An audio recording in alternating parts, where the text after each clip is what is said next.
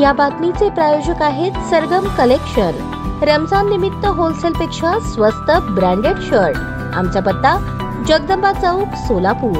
मुंबई उच्च न्यायालयाने दिलेल्या आदेशाचे योग्य पालन न करता मनमानी पद्धतीने कारभार केल्यामुळे शिक्षणाधिकारी कादर शेख आणि दक्षिण सोलापूर तालुक्यातील भंडारकवठे येथील श्री सोमलिंग शिक्षण प्रसारक व क्रीडा मंडळाचे अध्यक्ष यांना मुंबई उच्च न्यायालयाने प्रत्येकी 15,000 रुपयांचा दंड ठोठावला आहे। तसेच शिक्षणाधिकारी कादर शेख यांनी 19 जुलै 2024 रोजी प्रक्रिया योग्य प्रकारे न राबवता दिलेले आदेश रद्द केले आहेत। या प्रकरणाची वस्तुस्थिती अशी, यातील फिर्यादी युनुस मुबारक शेख यांची श्री सोमलिंग शिक्षण प्रसारक व क्रीडा मंडळ संचलित श्री महासिद्ध प्राथमिक शाळा भंडारकवठे येथे 2012 मध्ये नियुक्ती करण्यात आली होती। त्यानंतर सन 2020 मध्ये संस्था अध्यक्षांनी आपल्या भावाच्या सुनेला अनुदानित पदावर नियुक्ती मिळवण्यासाठी युनुस शेख यांना विना अनुदानित पदावर बदलीचा प्रस्ताव ठेवला। त्याला फिर्यादी यांनी ॲडव्होकेट अशोक ताजणे यांच्या मार्फत मुंबई उच्च न्यायालयात रीट याचिका दाखल केली। त्याबाबत मुंबई उच्च न्यायालयाचे तत्कालीन न्यायाधीश नितीन जमादार आणि न्यायाधीश MM साठे यांच्या खंडपीठाने शाळा आणि संस्थेची सर्व कागदपत्रे तसेच रेकॉर्ड तपासणी करून नियमानुसार निर्णय घ्यावा असे 12 जून 2024 रोजी आदेश दिले होते। परंतु शिक्षणाधिकारी कादर शेख